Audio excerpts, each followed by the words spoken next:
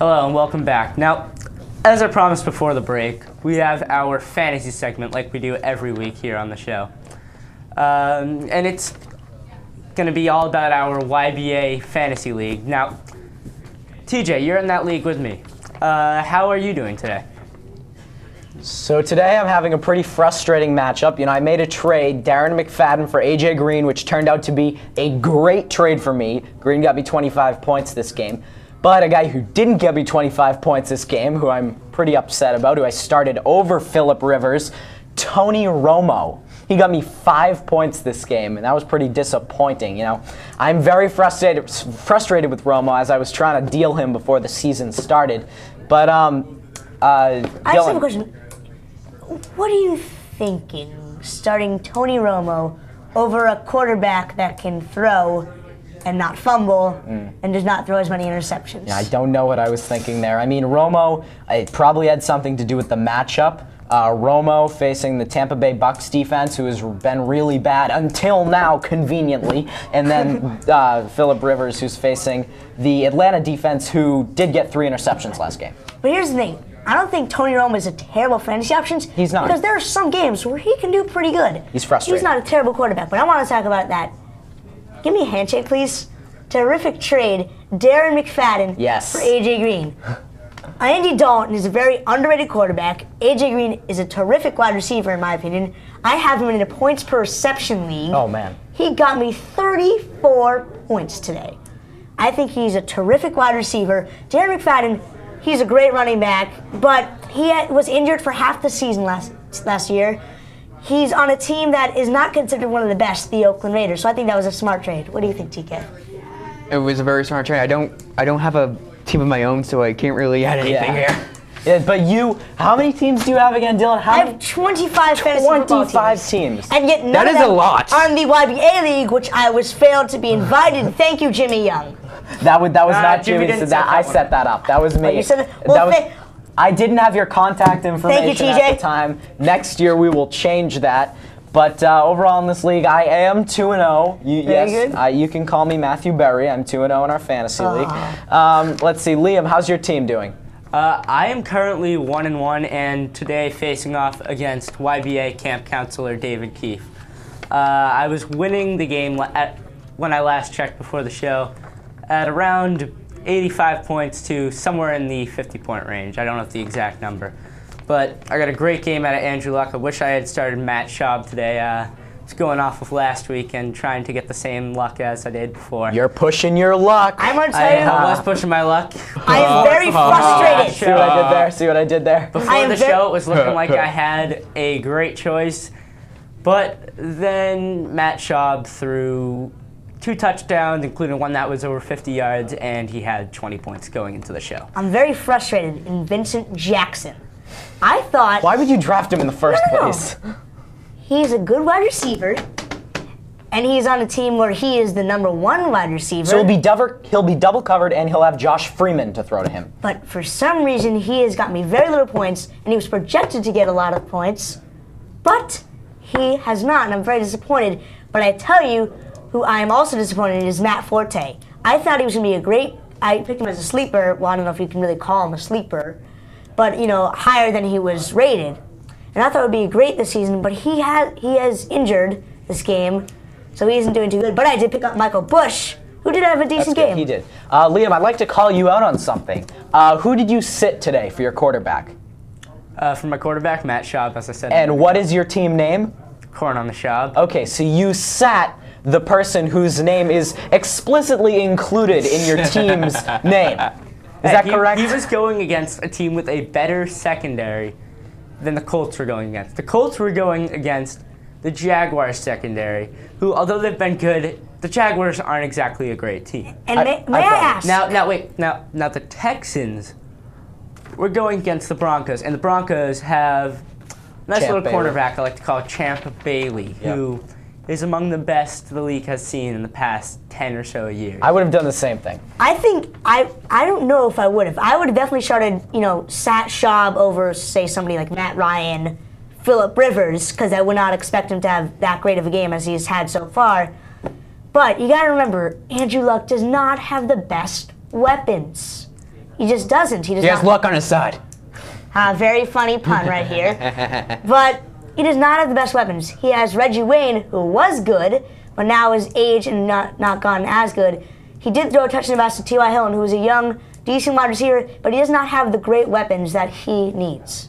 So let's talk a little frustrating players today. See, in a couple of my leagues, I have Jamal Charles, who either acquired in a trade or auto-picked, because I did not want this guy at the beginning of the season. You have Peyton Hillis, who will be stealing touchdowns left and right from him. He's a decent weapon in the receiving game. Last week, in a standard league, 3 points. This week, 34 points. How much more frustrating of a player can you get? Well, it just shows you how crazy regular football and fantasy football is. True.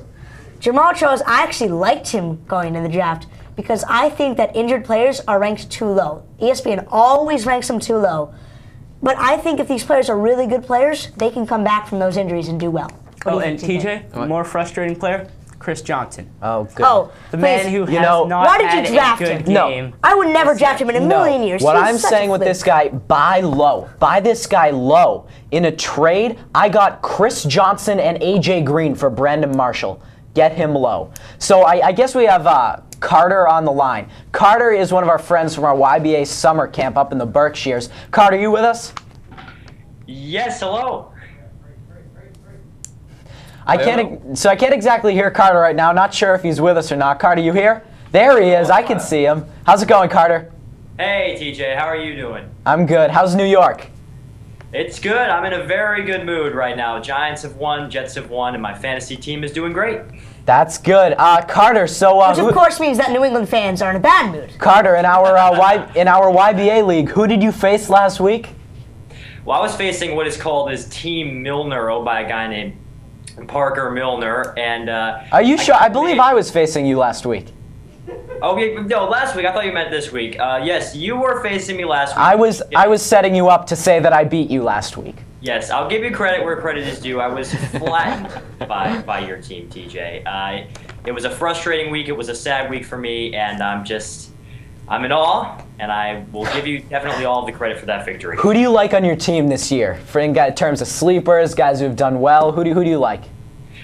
Well, I've got Matt Stafford right now as my league QB. I picked him up number 10 in the draft, kind of because I wanted a guy who was a stud and could get me some good numbers from the quarterback position. And right now, he's been struggling. He got 18 points for me today against the Titans, and his injury is looking a little iffy right now. But I think that he'll be able to bounce back, and hopefully anyway, because he's the guy that I'm building this team around. But really, the guy that I'm excited about is the guy that I picked up late on Wednesday night, Andre Brown of the Giants, who ran for 2 scores on Thursday night. My first ever big shrewd fantasy football move, and he got me 24 points. So did you start Brown?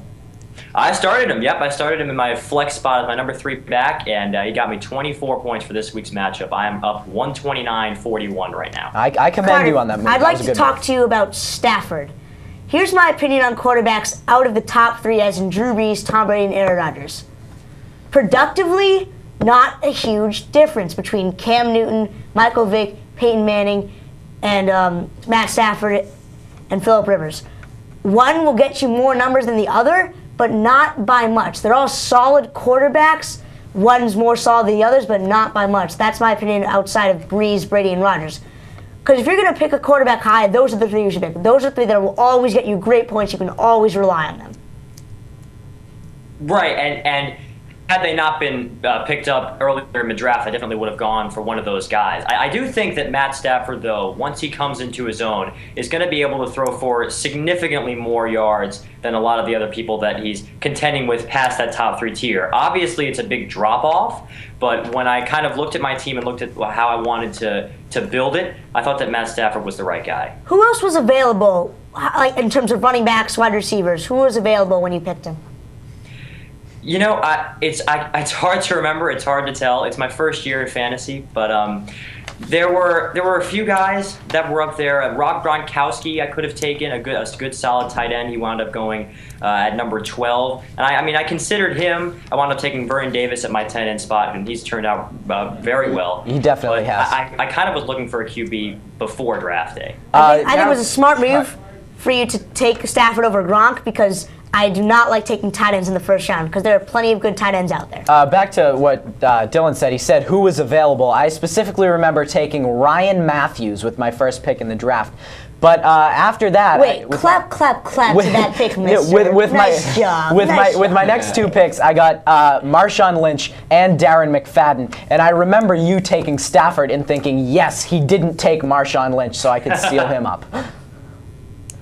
Liam, were you? I mean, it's hard kind of looking back on it now, but again, I kind of thought I want a top 5 QB and I want a top 5 tight end to kind of just start up my team, and then kind of I wasn't really going for kind of a stud running back or a stud wide receiver because there's just so much variability at that position that I decided to just kind of eat up as many running backs as I can. I've got a ton now and see kind of which one would pop. That is true. Who are your running backs? I've got the 2 Jacksons right now. I've got Andre Brown and Kevin Smith, who was on my bench this week. Those are my main guys. Not a big fan of Steven Jackson. Injury prone, not on the best team. I really think you should have gone for a high running back. Or I'm not a huge fan on taking wide receivers too high besides Calvin Johnson because wide receivers are so unpredictable. When you hand the ball off to a running back, you know he's gonna, when a team runs the ball, you know most of the time your running back's going to get the ball if he's a starting running back. But if it's a passing play, you have no idea who your quarterback's passing. So I like you passing up on top-tier wide receivers. Well, I'm going to set the record straight here. My second pick of the draft was Larry Fitzgerald, and I completely agree with your opinion right now. He's not lived up to his potential. He actually got shut out for 0 points last week, and he's got an awful quarterback scenario in Arizona. So I agree with you, and I wish that I had done something differently. But I just would say that was the guy that I took. Because all teams they have to do is double cover Fitzgerald and put a little bit of pressure on Cobb, and you're looking at a pick, incomplete pass, or a fumble.